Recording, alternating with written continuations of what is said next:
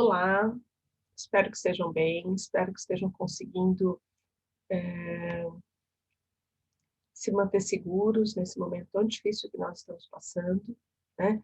Lembrando sempre do uso de máscaras, evitando aglomerações e se mantendo isolado na medida do possível, certo? Eu vou passar aqui o meu slide e já me apresento para vocês, tá bom?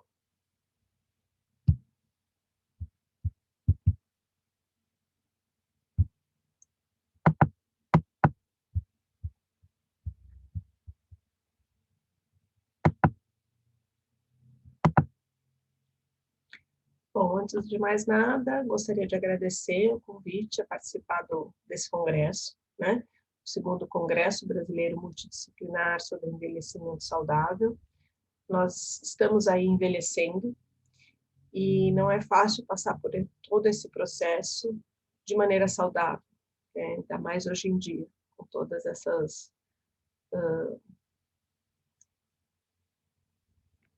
ocorrências, né? Mas essas iniciativas, né, como esse congresso, trazem para a gente motivação, trazem para a gente novos olhares para ajudar tanto a nós mesmos quanto aos nossos pacientes, aos nossos familiares, a passar por esse processo de uma maneira mais saudável. Bom, meu nome é Lilian Cliquet, sou fonoaudióloga, sou mestre em ciências pela Escola de Artes, Ciências e Humanidades da Universidade de São Paulo, que é a EACH-USP, e doutorando em gerontologia pela Unicamp. Nosso bate-papo de hoje é sobre a audição no processo do envelhecimento. Não sei se vocês sabem, mas a fonoaudiologia não é só responsável pela questão da fala, né? A gente tem muito essa ideia vinculada, né? Que fala alterada, falhas na articulação é a responsabilidade da fonoaudiologia, realmente é. Mas, além disso, a fonoaudiologia abrange várias outras áreas, e por isso que eu sempre coloco essa definição, ou esse parágrafo que a Sociedade Brasileira de Fonoaudiologia coloca no seu regimento, porque eu acho que acaba dando um panorama mais abrangente para a fonoaudiologia. Então, a fonoaudiologia é responsável pela promoção da saúde, prevenção, avaliação e diagnóstico, orientação, terapia dos aspectos fonoaudiológicos da audição periférica e central, da função vestibular, da linguagem oral e da escrita, da voz, da fluência, da articulação da fala, dos sistemas miofuncional, orofacial e de deglutição. Então, a gente passa aí de um olhar mais restrito, né, para um olhar mais abrangente. Então, especificamente hoje, nós vamos falar sobre a audição, que nada mais é um dos nossos 5 sentidos, né? É através dela que nós conseguimos perceber auditivamente o mundo, né? Tudo que está ao nosso redor, tudo que a gente sente, né? Auditivamente. Então, especificamente com o envelhecimento, além do nosso ganho de experiência, né? A gente aprende, vivencia, experiencia muitas coisas, a gente também tem algumas perdas, né? Que fazem parte do processo de desenvolvimento, né? Fazem parte da senescência. Então, nós temos aí algumas perdas funcionais e orgânicas, que, como exemplo, a gente pode citar a massa muscular, que a gente tem uma perda, né? Um decréscimo da massa muscular e óssea, a imunossenescência, que ela é a imunidade, ela é alterada, né? Ela tem modificações com o envelhecimento, a própria mobilidade, que talvez seja um dos fatores mais de restrição do indivíduo mais velho, né? Da pessoa mais velha, do adulto mais velho, E o processamento, que a gente também tem uma diminuição no tempo, né, desse processamento. Então, antes da gente pensar um pouquinho nisso, eu queria falar um pouquinho dessa diferença de orelha ou ouvido, porque é uma nomenclatura aí que a gente usa muito e a gente nunca sabe direito o que usar ou o que não usar. Então, orelha ou ouvido, o que vocês acham? Né? A gente acha, pelo menos eu, Lilian, acho o ouvido tão bonitinho, né? A orelha é uma coisa tão estranha, né? Falar, a orelha já é uma coisa estranha, né? Mas o que a gente, qual é o certo, qual é a nomenclatura ideal? Então, a gente tem como ouvido uma palavra que traz para a gente uma função para a nossa orelha de ouvir, né? Então, quando eu falo ouvido, a sensação que eu tenho é que esse órgão aqui, essa orelha, ela traz para a gente simplesmente a função de ouvir, da audição. E não é verdade. Ela, junto com, a, com o ouvir, ela traz também a questão do equilíbrio. Então, é ela que traz para a gente essa função do equilíbrio. Então, falar ouvido acaba restringindo muito o que esse órgão faz. Então, o correto hoje é a gente falar orelha. Então, porque da orelha a gente não tem uma especificação da sua função, né? Então, a orelha, ela traz para a gente a audição, o equilíbrio, né? A localização sonora, e aí vai. E o ouvido restringe a função para o ouvir. Por isso que existe essa confusão entre os termos, entre as nomenclaturas, mas a orelha é a mais correta. Nem sempre eu consigo usar a orelha, né? Porque acho que a gente já vem com esse ouvido na cabeça há tanto tempo, que às vezes vocês vão me ouvir dizer ouvido ao invés de orelha, tá bom? Mas o correto é a gente falar orelha. Então, só para a gente ter uma ideia aqui, o sistema auditivo é dividido aí em...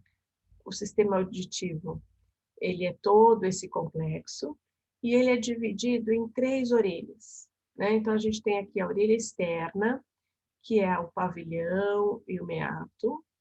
A orelha média, que envolve aqui o tímpano, né? A membrana timpânica, e os 3 ossículos, né? Que é o martelo, o bigorna e o estribo. E, então, a orelha interna, que é composta aí pela cóclea, canais semicirculares e o nervo auditivo. Tudo bem? Você veja aqui que esse slide, como é mais antigo, ele ainda fala de ouvido, né? Então, mas a gente pensa sempre em orelha. Tudo bem? Então, qualquer coisa que aconteça nesse sistema, nós teremos aí uma perda de audição. Então, qualquer quebra em qualquer parte desse sistema, nós teremos aí dificuldade de ouvir. Que pode ser desde uma rolha de cera, que preenche aqui o nosso canal auditivo, e aí a gente não consegue, o som não consegue passar para o resto do sistema. Pode ser aqui uma perfuração timpânica, que também não permite que a nossa membrana vibre o suficiente para amplificação do som, ou pode ser alguma questão aqui nas nossas células ciliadas, que ficam aqui dentro da nossa cóclea, que impeçam que o som seja processado de uma forma correta, ideal e amplificado para o nosso nervo, para chegar lá em cima no nosso cérebro, né? No córtex auditivo. E aí, a gente só lembrando aqui que essas perdas auditivas que acontecem tanto na orelha externa quanto na orelha média, representam 10% das perdas como um todo. Então, 10% das perdas auditivas representam perdas externas, de orelha externa e orelha média, que são perdas que são reversíveis. Então, se a gente tem aqui uma rolha de cera, né, impedindo a passagem do som, a gente vai ao otorrino, ele vai remover essa cera e nós voltamos a escutar normalmente.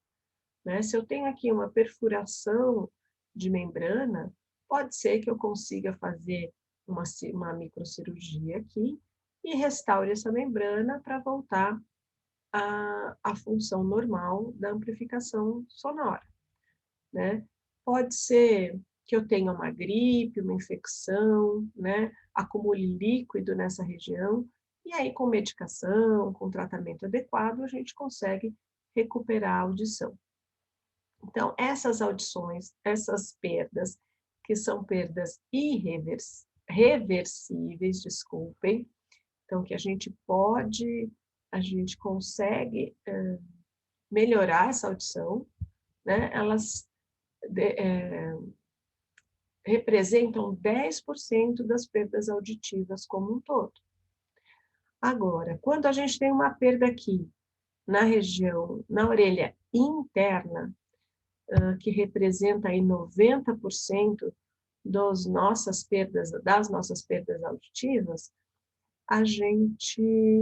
são perdas aqui irreversíveis. São perdas que a gente não consegue dar conta com medicação ou com algum tratamento, a não ser no caso de, por exemplo, um implante coclear, né? Que nós vamos implantar, a gente não tem nenhum resto auditivo e a gente vai implantar um chip aqui na cóclea para melhorar essa audição. Mas 90% dessas perdas são consideradas irreversíveis, né? Sem tratamento específico. E aí, como é que a gente sabe, né, se a gente tem uma perda auditiva ou não? Primeiro, a gente provavelmente começa a sentir uma diminuição auditiva, né? Fala, nossa, eu não estou entendendo, não estou escutando. A rolha de cera, por exemplo, tampa o ouvido. Você fala, nossa, meu ouvido está tampado, não estou conseguindo escutar. Né? Então, a primeira coisa que a gente tem que fazer é ir para o otorrino, fazer uma otoscopia, um exame minucioso, né? E aí, a segunda parte aí para verificar a questão auditiva é fazer o exame à audiometria. Não sei se vocês conhecem, já fizeram, e é importante que façam. Hoje a gente tem como audiometria sendo um exame de rotina, né? Então, a gente vive num ambiente muito barulhento, né? Nossa poluição sonora é muito intensa. O uso dos fones, né? Que faz parte aí da nossa tecnologia, né? A gente não tem como fugir disso, a garotada não tem como deixar de usar fone, mas é bom a gente verificar e acompanhar essa audição, né? Até para a gente comparar lá na frente se a gente tem ou não alguma modificação dessa audição.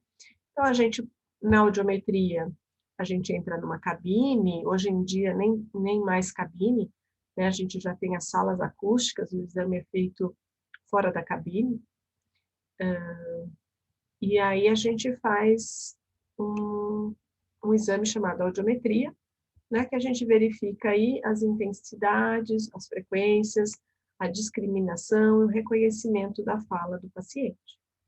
Então, esse é um jeito, né, aliás, é o jeito da gente conseguir ter uma noção da nossa audição, tá?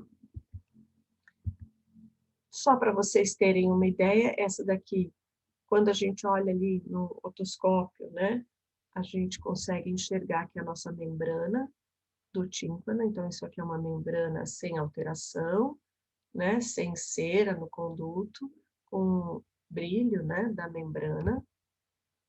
Aqui nós temos uma membrana com uma perfuração, né? E aqui o que eu comentei da rolha de cera. Então, esse marrom brilhante é o que está impedindo a passagem do som, né, para o resto do sistema auditivo.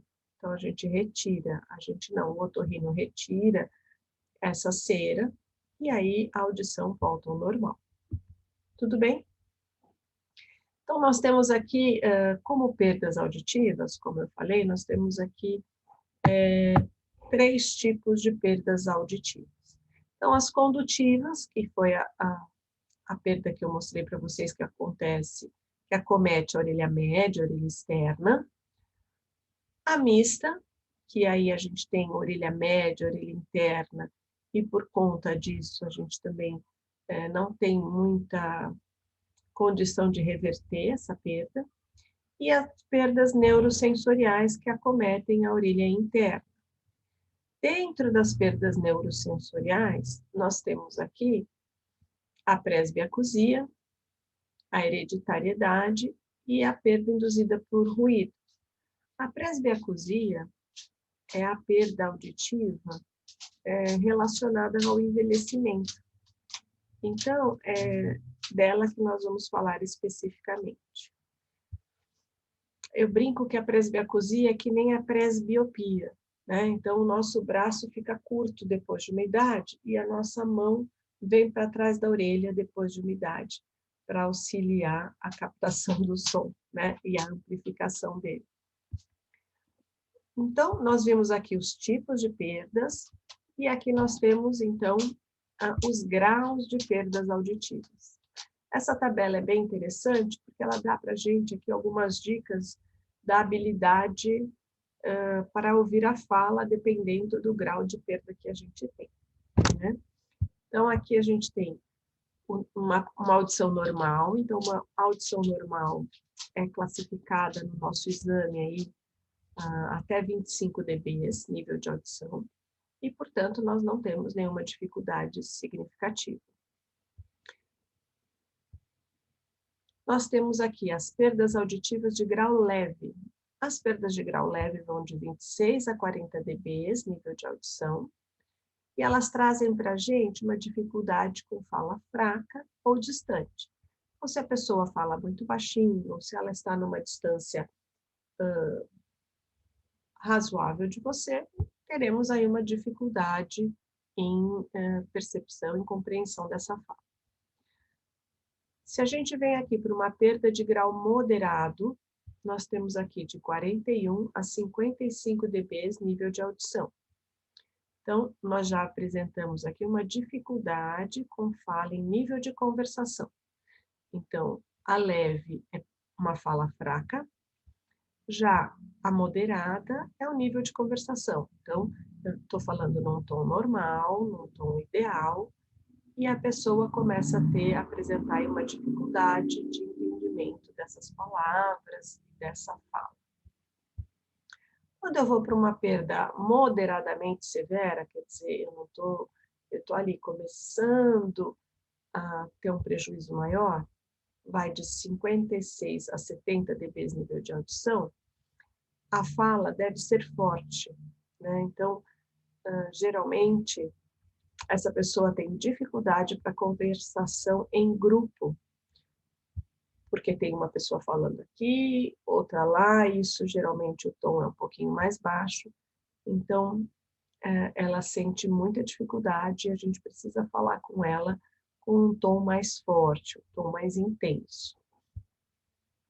Se eu tenho uma perda de grau severo, de 71 a 90 dB nível de audição, nós temos aí uma dificuldade de fala intensa. Entende somente uma fala gritada ou amplificada. Nesse caso, a gente vê muito as pessoas se aproximando da pessoa, falando na orelha, né? Ou falando bem alto para ela conseguir entender o que está acontecendo. E aí uma perda auditiva de grau profundo, maior de 91 dB, né? Maior de 90 dB, pode não entender nem a fala amplificada, depende da leitura labial. Então, nesses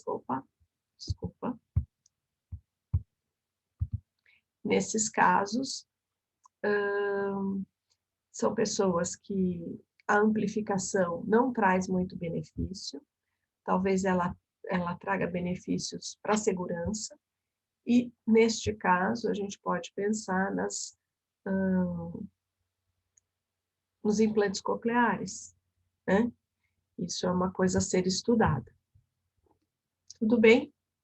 Então, a gente vê que essa graduação serve para a gente ter uma noção do que está acontecendo aí com o nosso paciente, familiar, às vezes com nós mesmos, né? Então, a presbiacusia, como a gente comentou, ela é uma perda auditiva, né, relacionada ao envelhecimento. Faz parte do processo do envelhecimento. Ah, mas tem pessoas que não têm. Tem pessoas que escutam muito bem em toda a sua vida, sem nenhuma alteração. Mas uma grande maioria começa a ter uma perda dessas frequências agudas. E aí é característico mesmo dessa presbiacusia. Então, como sintoma aí dessa perda, né? Então, ela acontece de forma bilateral, então acomete as duas orelhas.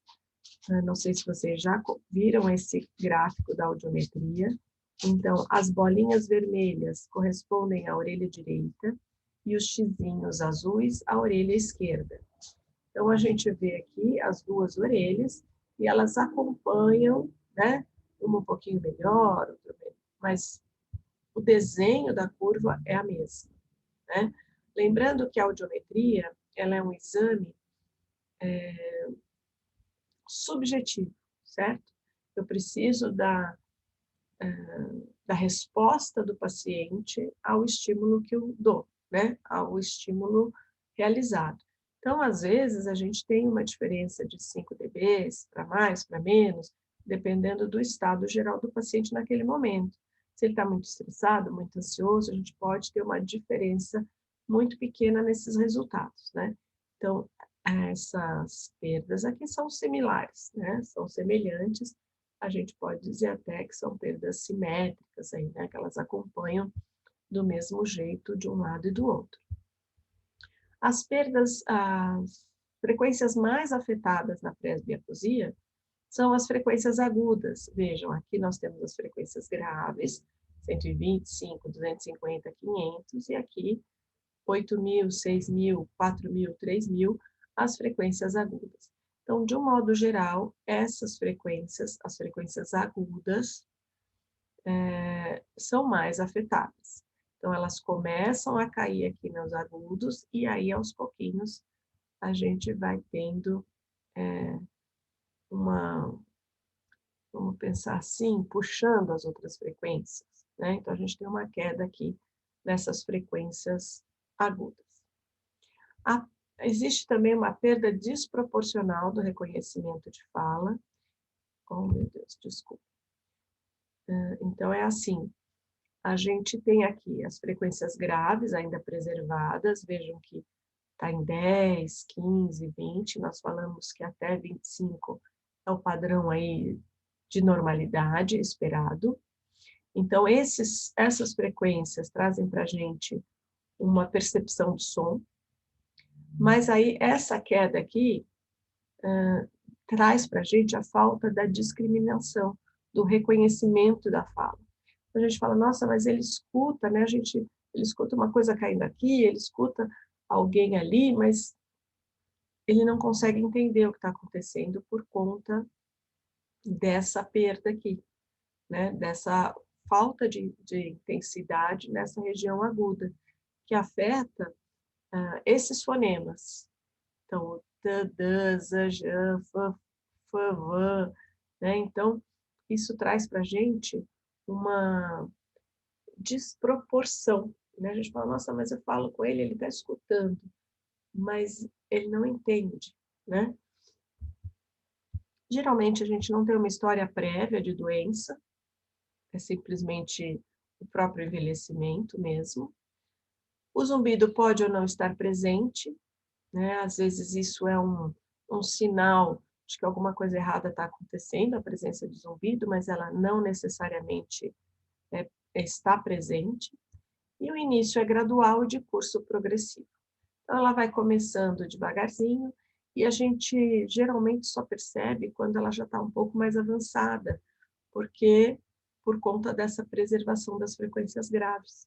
Então, ela vai caindo aqui devagarzinho nos agudos, mas a gente só vai perceber quando a coisa já está um pouquinho mais feia.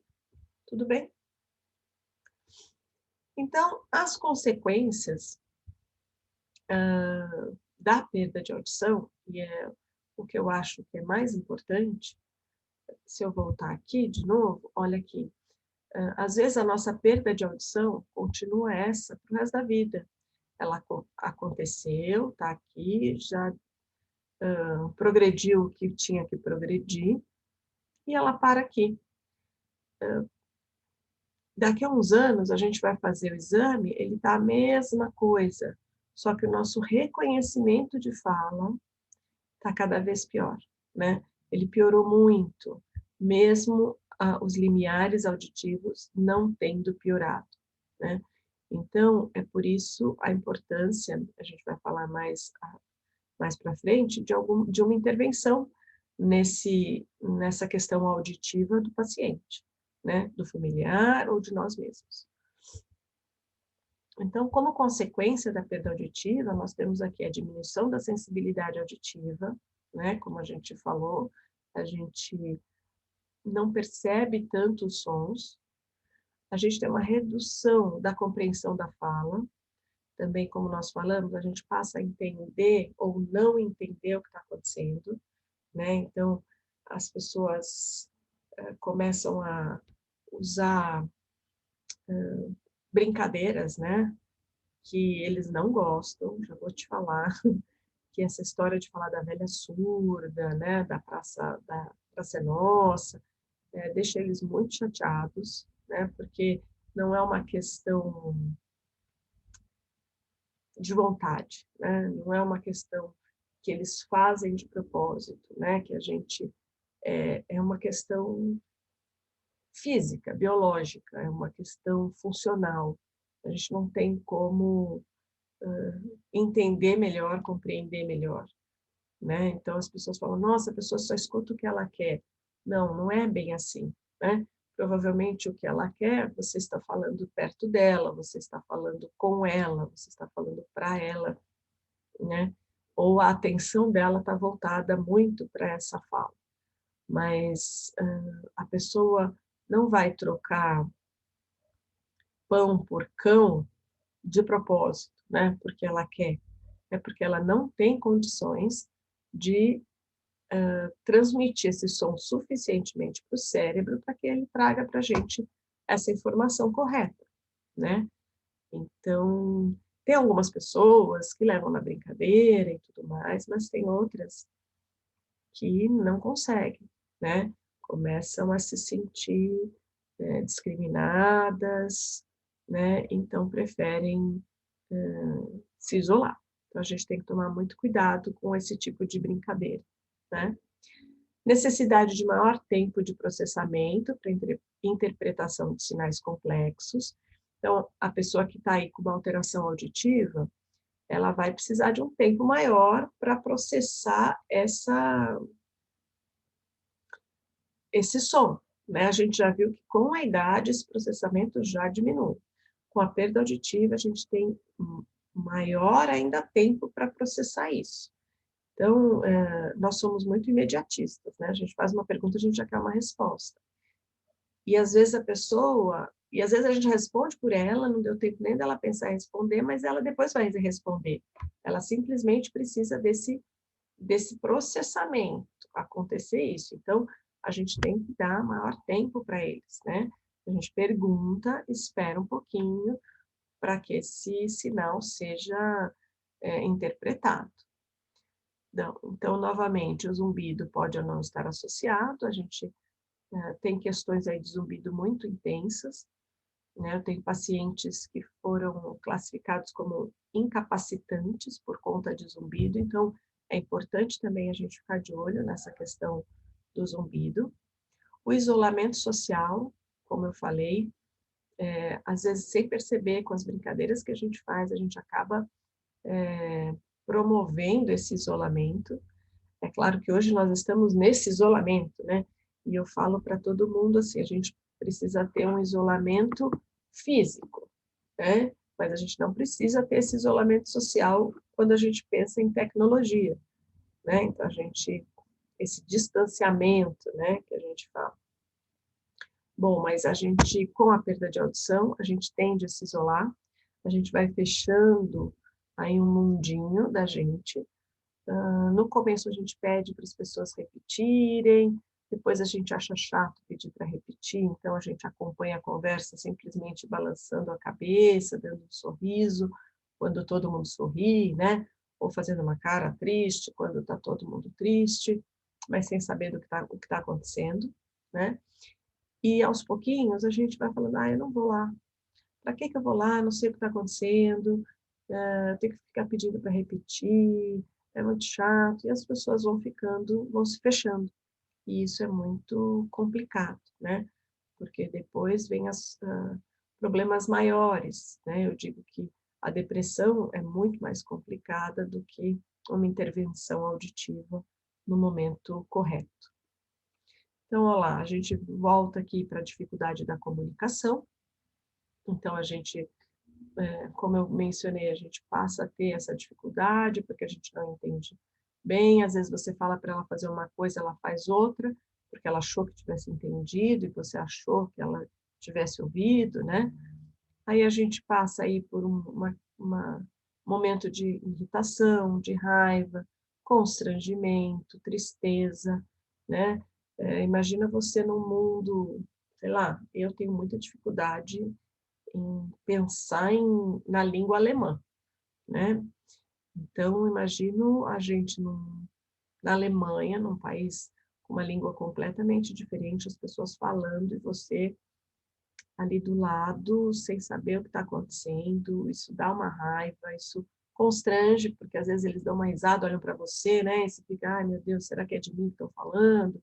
E a gente sempre acha que é da gente que as pessoas estão falando, né? Então, a gente tem que evitar esse tipo de comportamento, né? Não permitir isso nos nossos familiares, né? Tentar auxiliá-los, né? E entender um pouquinho sobre essa questão de comportamento, do comportamento auditivo mesmo. A gente fala, nossa, mas ela está deprimida, não tem porquê. Só que ela não está escutando, né? Ela está com um problema auditivo e isso para você parece banal, para ela pode ser o fim do mundo, né? Então, é importante a gente ter esse olhar para essas consequências que a perda de audição promove, né? A gente nem sempre repara, né, ou presta atenção nisso. Então, como eu falei, a gente tem uma diminuição no processamento das informações, né? Diminuição dos reflexos adaptativos. A gente está, por exemplo, num ambiente, muda de ambiente, num ambiente mais ruidoso, é mais difícil para a gente entender, interpretar ou escutar o que está acontecendo, né?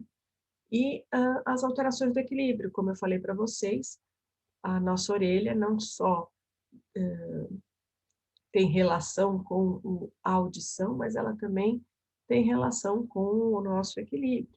Então, isso também é uma questão a ser verificada, tá?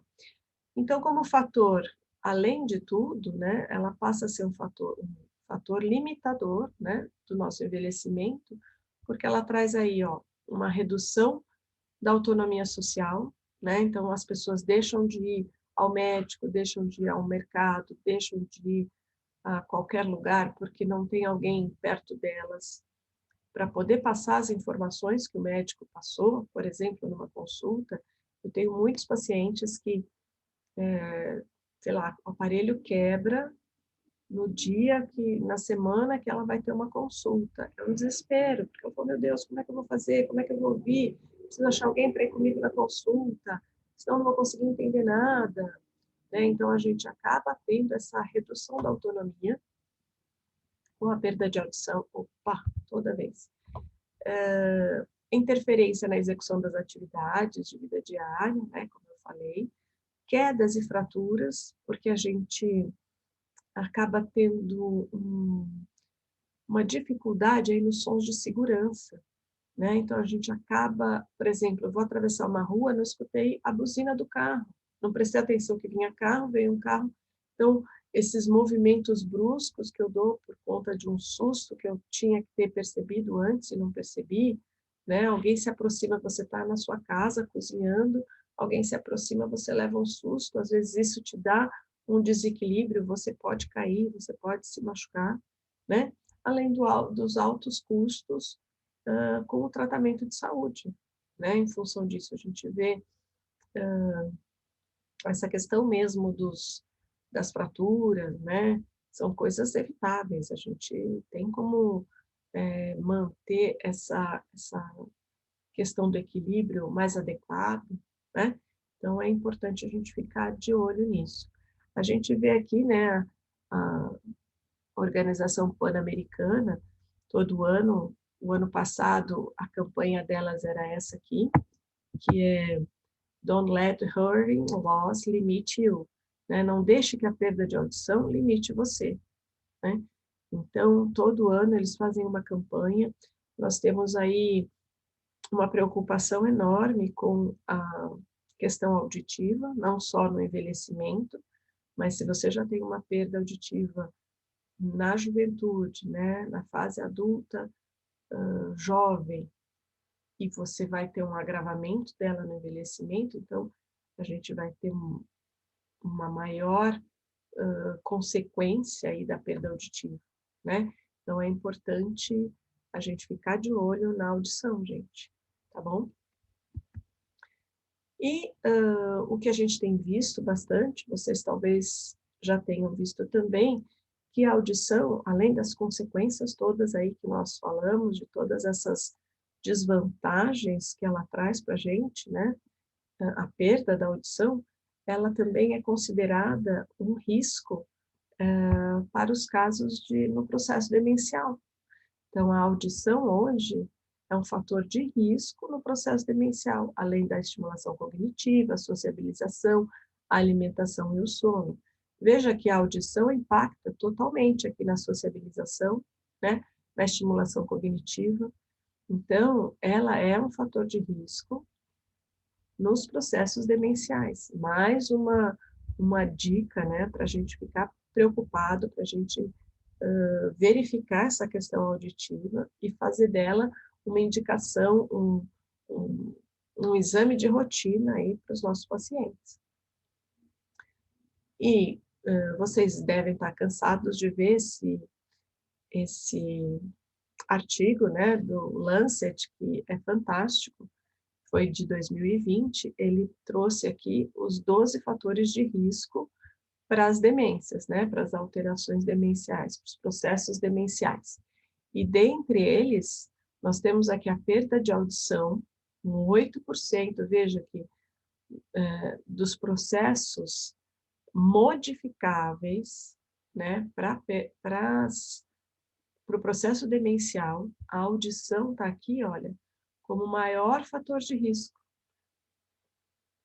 né? Então, vejam que esse fator de risco, esses fatores de risco são fatores modificáveis. Isso quer dizer que a gente pode atuar nesse fator para que ele não atue, não afete tanto, não desenvolva aí um processo demencial, né? Junto com ele, nós temos aqui traumatismos, né? A hipertensão, álcool, obesidade, né? Então, são fatores nos quais a gente pode intervir para modificar, né? Para que isso não seja um fator de risco lá na frente para a gente, né? Assim como, olha, a gente tem less education, né? Então, menos educação. O maior deles é a perda de audição. Depois nós temos aqui, ó, o fumo, né? Depressão.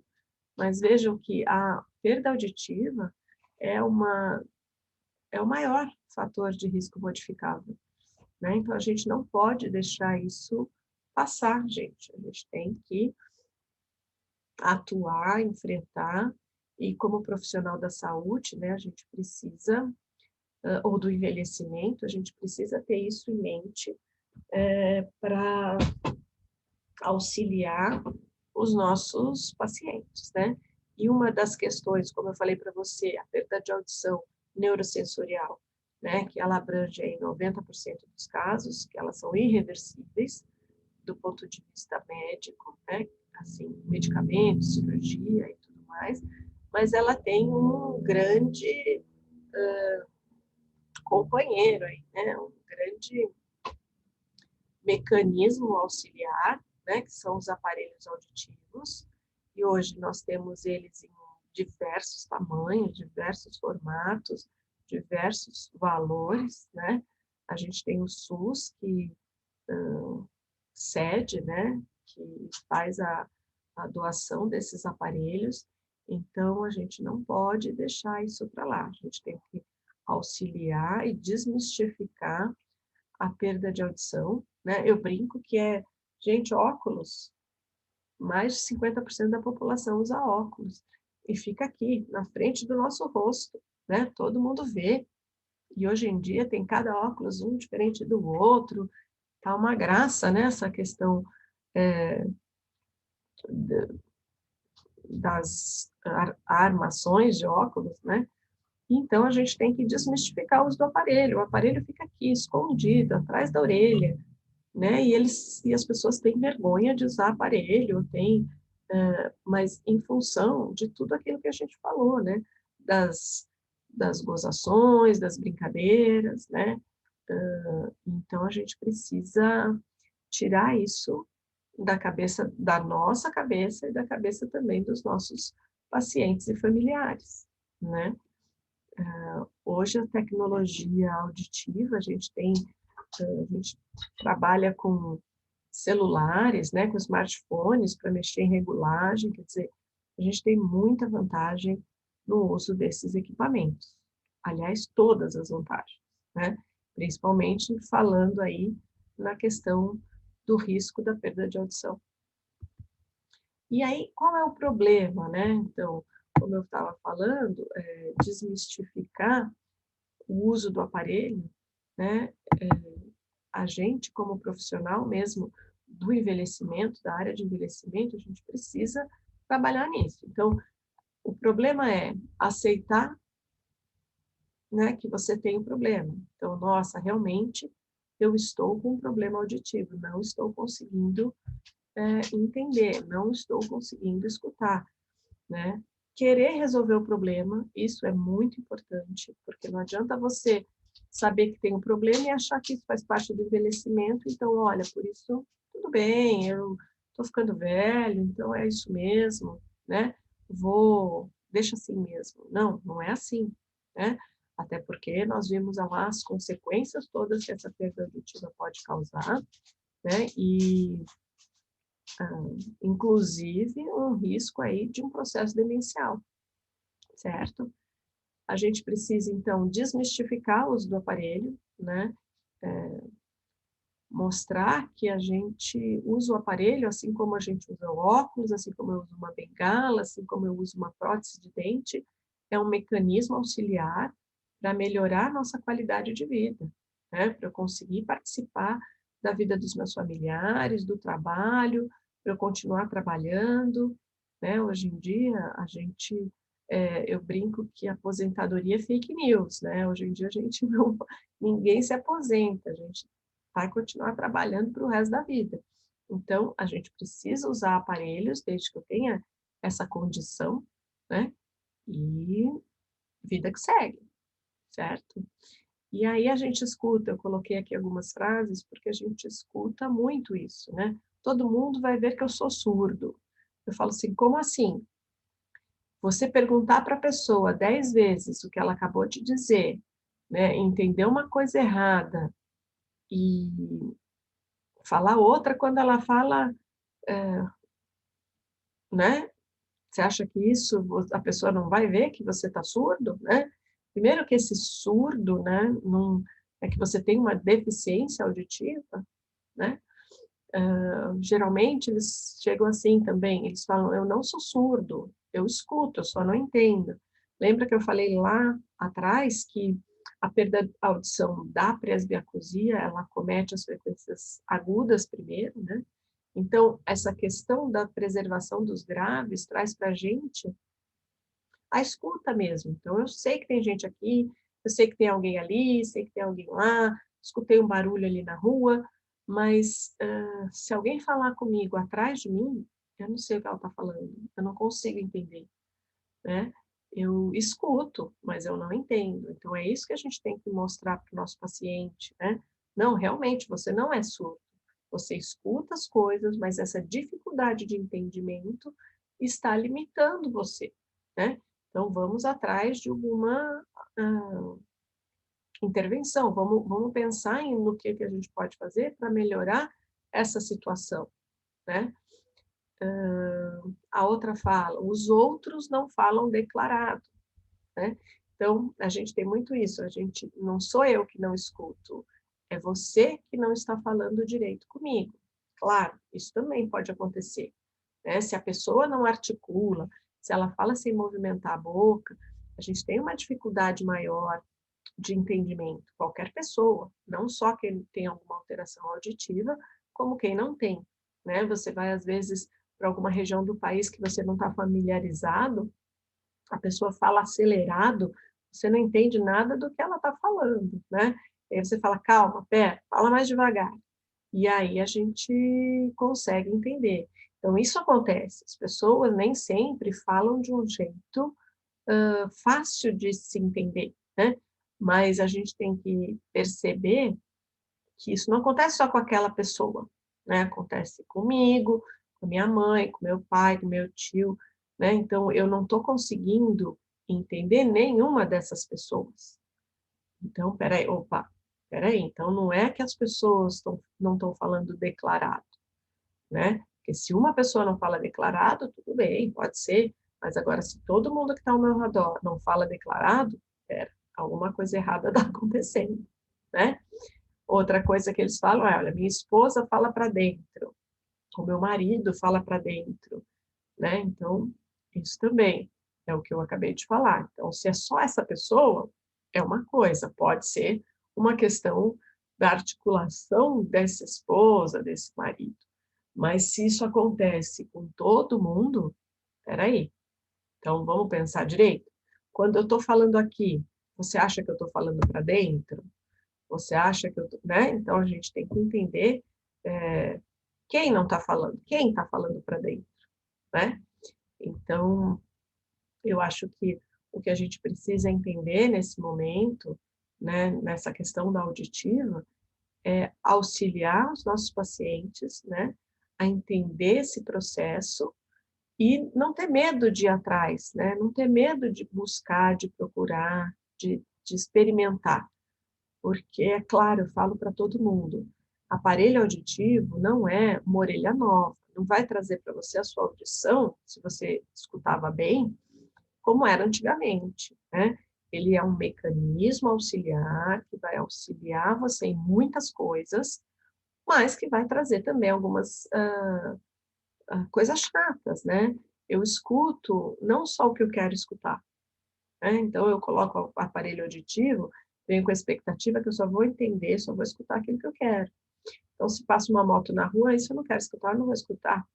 Não, a moto vai estar aí, né? Você vai escutar também o barulho da... Ah, a moto é alta? É, a moto é alta, passando com aqueles escapamentos para todo mundo. Não é porque você colocou o aparelho que você vai conseguir separar esse som dos outros sons, né? Ou deixar de escutar esse som. Então, isso é importante ficar claro para o paciente, né? Porque a expectativa de que vai colocar o aparelho, uau, eu falo assim, colocar um aparelho auditivo, ele é um processo, ele não é um evento.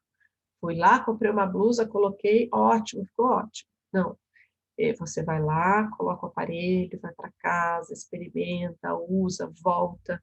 Vamos mexer? Isso aqui está me incomodando, aquele está me incomodando. Vamos trabalhar um pouquinho isso? Aí depois vai para casa de novo, passa mais 15 dias, volta. Olha, isso aqui está melhor, está legal, já estou conseguindo fazer isso, eu já estou conseguindo fazer aquilo. minha família não está reclamando tanto, mas tem alguma coisinha ainda que, vamos mexer? Vamos mexer. E aí a gente vai espaçando esse atendimento, né, esse processo de adaptação, que geralmente, em média, dura aí 8 meses. Então, não é, como eu falei, não é um evento, comprei uma camiseta, vesti e resolvi meu problema. A gente vai espaçando esse atendimento, até que um dia vocês passam aí no consultório apenas uma vez por ano, só para fazer uma checagem, né, ou para fazer alguma coisa específica do seu dia a dia, tá? Então, isso é muito importante a gente ter em mente e auxiliar os nossos conhecidos, familiares, a nós mesmos, né? Eu, por exemplo, minha mãe é usuária de aparelho auditivo, o processo dela veio antes da velhice, né? Começou lá com os 40 anos, e eu, pode ser aí uma questão genética, né? Então, todo ano estou eu lá fazendo audiometria para verificar se eu tenho ou não alguma alteração. Então, a alteração auditiva, essa que nós falamos especificamente, é do envelhecimento, a presbiacusia. Mas não é só as pessoas, não são só as pessoas com mais de 60 anos que têm problemas auditivos, né? Então, quanto antes essa perda é detectada, quanto antes essa perda sofre uma intervenção, melhor é a adaptação, né? E mais rápido a gente incorpora isso, né? No nosso dia a dia e no nosso cérebro, né? Porque a orelha não entende nada, né? A orelha só é o quê? O transporte do som para que o nosso cérebro consiga entender e escutar tudo isso. E, escute, né? Que o som chegue lá de um jeito, numa intensidade adequada para que ele consiga processar, interpretar o som que a gente escutou, né? Então, acho que o meu recado hoje é esse, né? A audição é um problema, posso dizer, de saúde pública, a gente tem visto aí uma crescente demanda das perdas auditivas, o risco dela para a questão dos processos demenciais é importante, ele precisa ser avaliado e a gente precisa intervir nisso, né? A gente precisa tentar desmistificar esse uso e essa questão auditiva dos nossos pacientes, né? Estimulando eles ao uso de próteses, né? Para que a gente consiga ter aí um futuro mais audível, tá bom? No mais, queria agradecer novamente e espero que tenha sido uma boa conversa aí, e até a próxima, tá bom? Obrigada, gente. Se cuidem, tá bom?